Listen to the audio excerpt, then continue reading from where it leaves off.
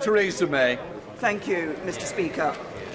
The COVID regulations impose significant restrictions on the freedoms of members of the public. They had a right to expect their Prime Minister to have read the rules, to understand the meaning of the rules, and indeed those around him to have done so too, and to set an example in following those rules. What the Gray report does show is that number 10 Downing Street was not observing the regulations they had imposed on members of the public.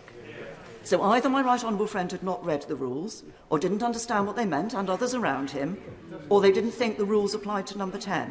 Which was it?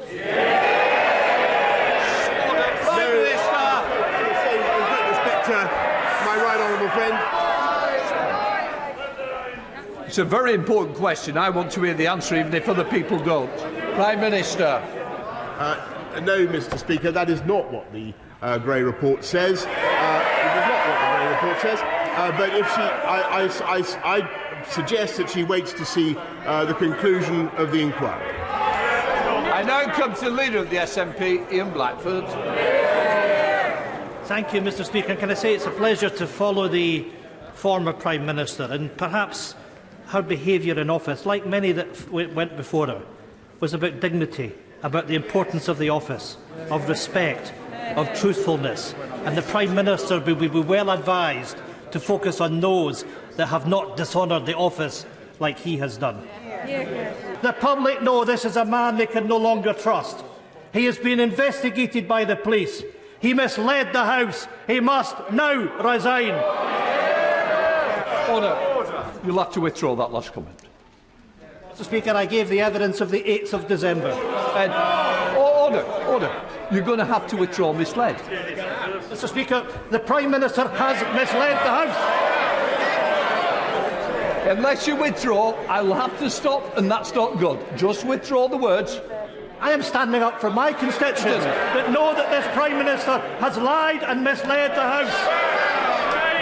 Give me the paper. Give me the paper. Inadvertently misled. I'll give you one more chance. As Leader of the SNP, I don't want to have to throw you out. I'm going to give you this chance. Please. Please to power. That man has misled the House.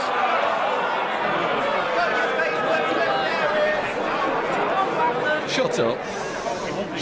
I'm sorry it's come to this, and I'm sorry that the Leader of the party has not got the decency to just withdraw those words in order that this debate can be represented by all political leaders. Would you like to inadvertently? Speaker, if the Prime Minister has inadvertently misled the House, then I will state that. Right, we're going to leave it at that. Prime Minister.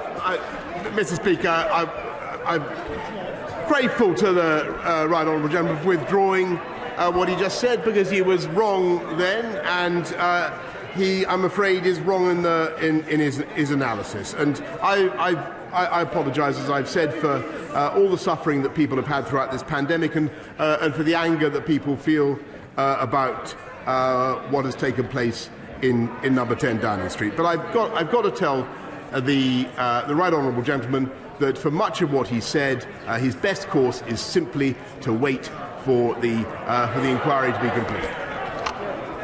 Can I just say, I take it the honourable member has withdrawn it, the right honourable member. That the Prime Minister may have inadvertently misled the House. But, order.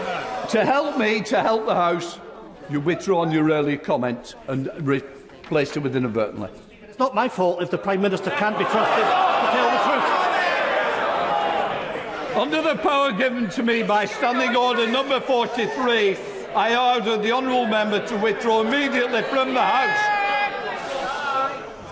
From the House. Rivera, it's all right, we don't need to bother. Right, let us move on.